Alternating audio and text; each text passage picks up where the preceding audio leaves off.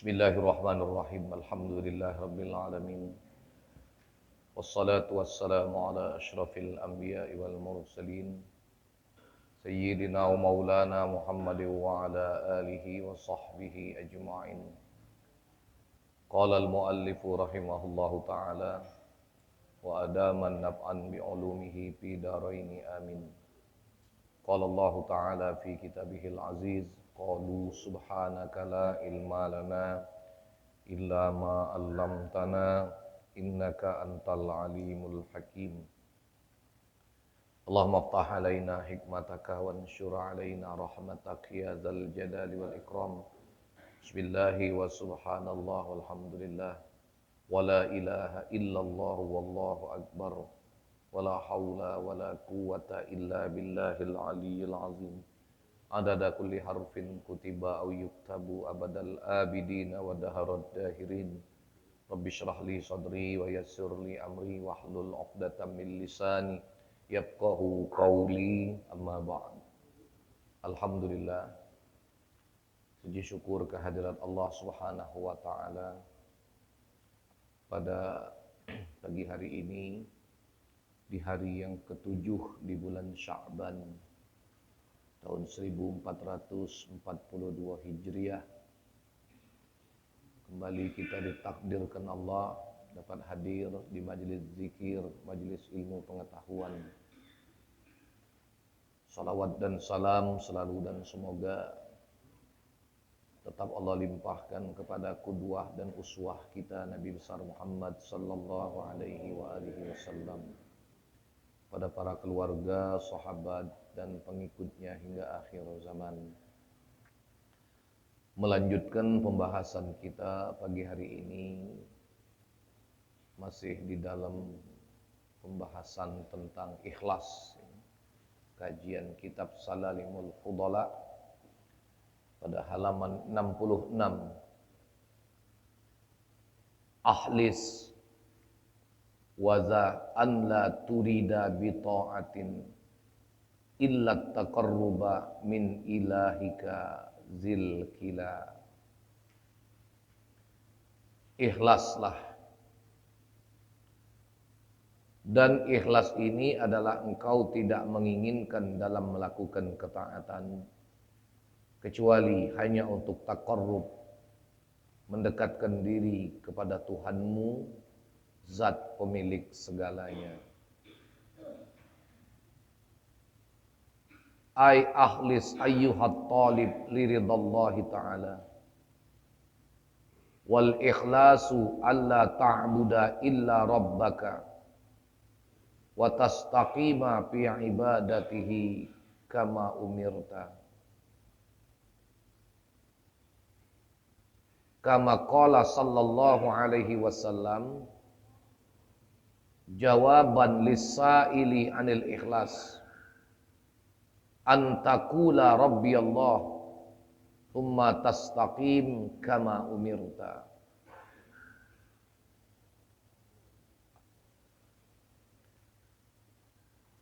Ikhlaslah wahai pencari ridha Allah Ta'ala.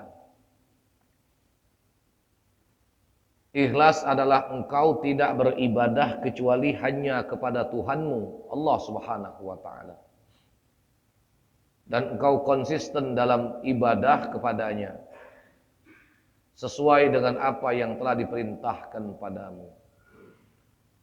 Sebagaimana sabda Nabi sallallahu alaihi wasallam sebagai jawaban kepada orang yang bertanya tentang ikhlas.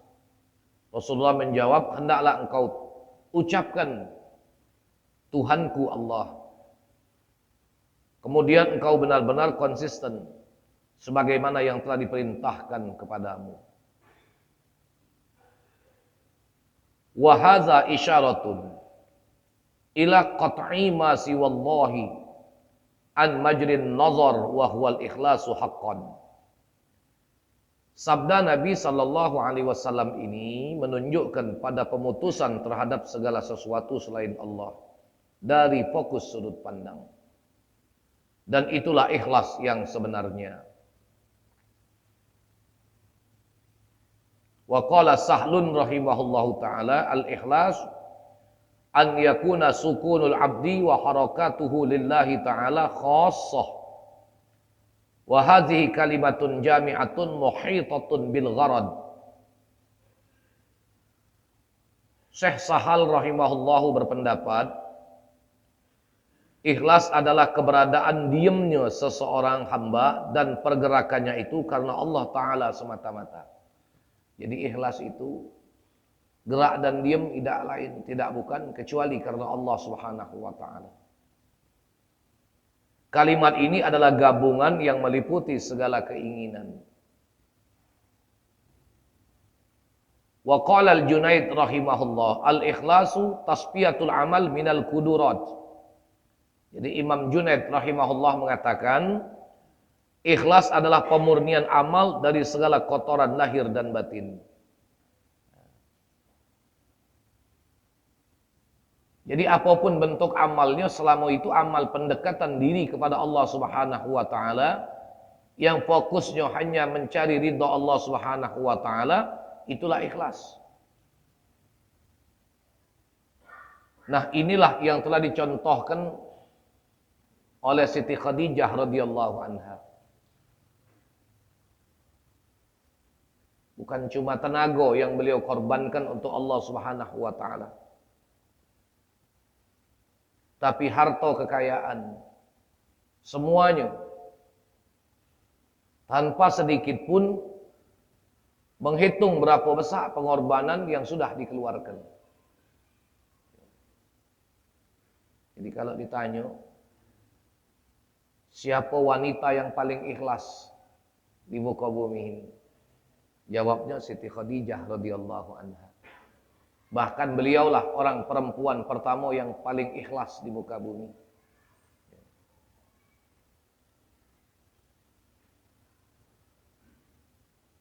Tapi tidak kata Siti Khadijah radhiyallahu anha minta sebut namanya. Apalagi minta Fatihah aku, enggak. Kalau nak dihitung secara materi, oh jangan ditanya apa yang sudah dikorbankan oleh Siti Khadijah radhiyallahu anha. Kemudian sesudah beliau ada Sayyidina Abu Bakar Siddiq radhiyallahu anhu, yang dengan segala hartanya sudah dia korbankan untuk Islam. Ketika ditanya oleh Rasulullah, ma baqiya fi malika, apa yang tersisa dari harta yang kau miliki? Ngeleng kepala Sayyidina Abu Bakar Siddiq. Habis ya Rasulullah. Kecuali yang aku sisakan adalah kecintaan kepada Allah dan Rasulnya. Sampai Nabi mengatakan, anta ma'aman ahab. Kage, kau bakal dikumpulkan bersama dengan siapa yang kau cintai. Ternyata buah keikhlasan Abu Bakar As-Siddiq, dia dapat jaminan dari Rasulullah bahwa kage dia bakal berkumpul dengan Rasul sallallahu alaihi wasallam. Jadi dia bukan berkumpul cuma di dunia, tapi sampai di akhirat pun dia berkumpul bersama dengan Rasulullah sallallahu alaihi wasallam. Inilah jaminan keikhlasan yang paling utama. Dan ini diberikan jaminan oleh manusia yang paling terpercaya. Oleh manusia yang benar, yang kelakuannya, amalnya dibenarkan oleh zat yang maha benar, yaitu Allah Subhanahu wa Ta'ala. Jadi kalau kita mengukur berdasarkan keterangan-keterangan ini, ternyata masih jauh nian amal kita ini dari ikhlas. Dan rasanya tidak pantas kita kalau mendakwahkan pengakuan bahwa aku adalah orang yang ikhlas. Tidak pantas. Pengakuan yang paling pas itu, kami adalah orang yang belajar untuk menjadi ikhlas. Sampai kapan? Sampai akhir kehidupan. Yang namanya belajar ikhlas, tidak ada masa berakhirnya. Ketika kematian terjadi, itulah akhir daripada proses pembelajaran sebuah keikhlasan. Karena tidak ada satupun dalil yang menyatakan sampai di mana batas finish, puncak sebuah keikhlasan. Maka ketika seseorang belajar untuk menjernihkan, membersihkan dari amal itu dari segala tujuan-tujuan yang bukan untuk Allah Subhanahu wa taala, inilah namanya dia dalam proses belajar untuk ikhlas.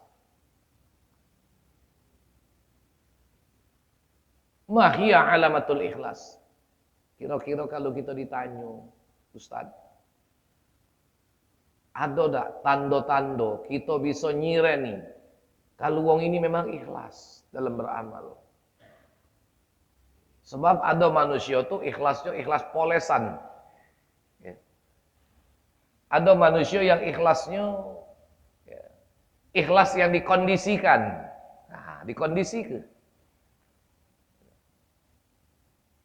Kalau polesan ya, inilah ikhlasnya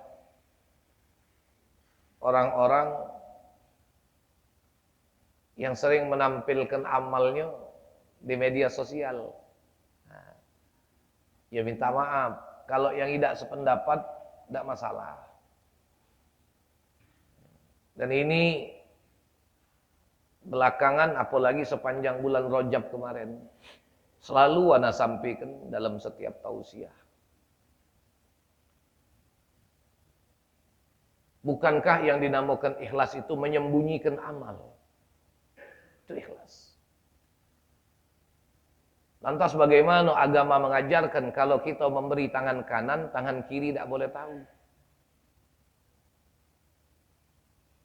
Walaupun yang memamerkan amalnya di media sosial juga barangkali tujuannya bagus. Apa? Memotivasi orang lain untuk melakukan hal yang lebih baik. Tujuannya motivasi. Tapi ketika kita menampilkan suatu amal kebaikan itu, namun kita mencampakkan kehormatan orang lain, apa hal ini dibenarkan? Tidak bisa dibenarkan. Jadi yang paling bagus itu adalah menyembunyikan. Ya, kalau yang punya pendapat beda silahkan, tidak masalah. Kita bukan untuk memancing polemik, bukan untuk memancing adu argumentasi. Tapi bukankah sebaik-baik amal itu adalah amal yang disembunyikan dari pandangan orang banyak?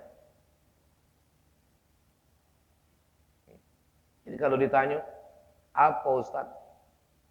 Ciri, tanda kalau kita nak tahu wong itu ikhlas dalam ibadahnya. Satu,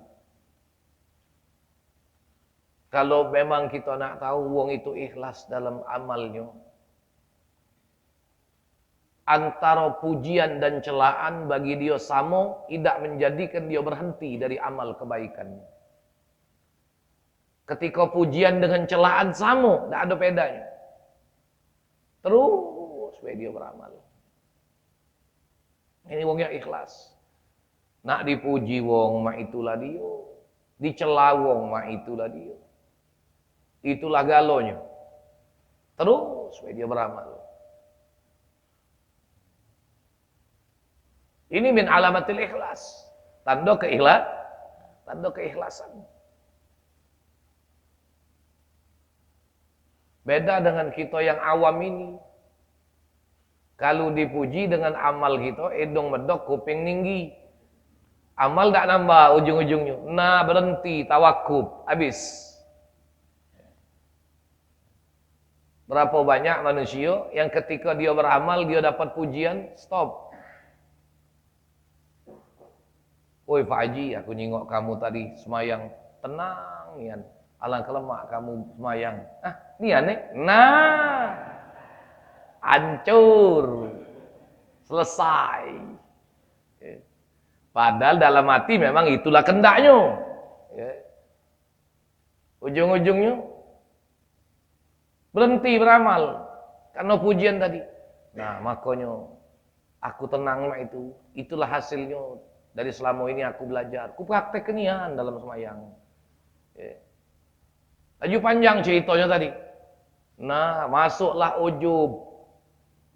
Dan ini sudah pernah kita bahas. Ujub ini adalah senjata hawa nafsu yang paling halus.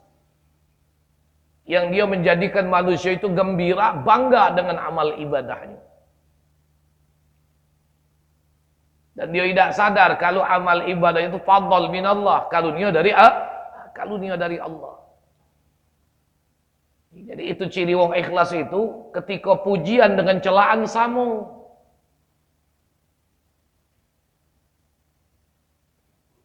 Kalau tadi dipuji saat dia dicela sekarang. Ngapa kamu tuh sholat mak itu Pak Haji? Caknya tak khusuk, tak tahu maknina. Senyum baik dia, tak banyak cerita. Tapi dalam hatinya ada tekad untuk berbenah, untuk belajar lebih jauh. Inilah sebenarnya makna yang dimaksudkan di dalam setiap lapas niat yang kita akhiri dengan kata lillahi ta'ala. Sebenarnya memang tidak wajib dalam hukum syariat itu menyebutkan lillahi ta'ala. Lapas niat itu cuma mustahab. Cuma perkara yang dicintai, yang dianjurkan. Karena memang tidak didapati hadisnya Nabi menyatakan nawaitu. Dalam salat Nabi tidak kita temukan dalil hadisnya Nabi menyebutkan usolli yang diakhiri dengan ujungnya lillahi ta'ala. Memang dalam hukum syariat tidak wajib menyebutkan lillahi ta'ala, tapi dianjurkan. Untuk apa? Liyatahaqqaqa ma'nal ikhlas bila ibadah. Untuk menetapkan makna ikhlas di dalam beribadah. Bahwa memang benar, ya Allah, kami beribadah, kami beramal, tidak ada tujuan yang lain. Kecuali semata-mata karena Allah subhanahu wa ta'ala. Jadi kalau sudah memang lillahi ta'alanya mantap, terserah urusan manusia. Bagi mereka pujian dengan celaan nilainya sama. Siapa yang menjadikan pujian? Allah. Siapa yang menjadikan celaan? Pada hakikatnya juga Allah subhanahu wa ta'ala. Justru dengan celaan itulah mestinya membuat kita bersyukur. Kenapa? Karena kita tahu di mana kekurangan diri kita.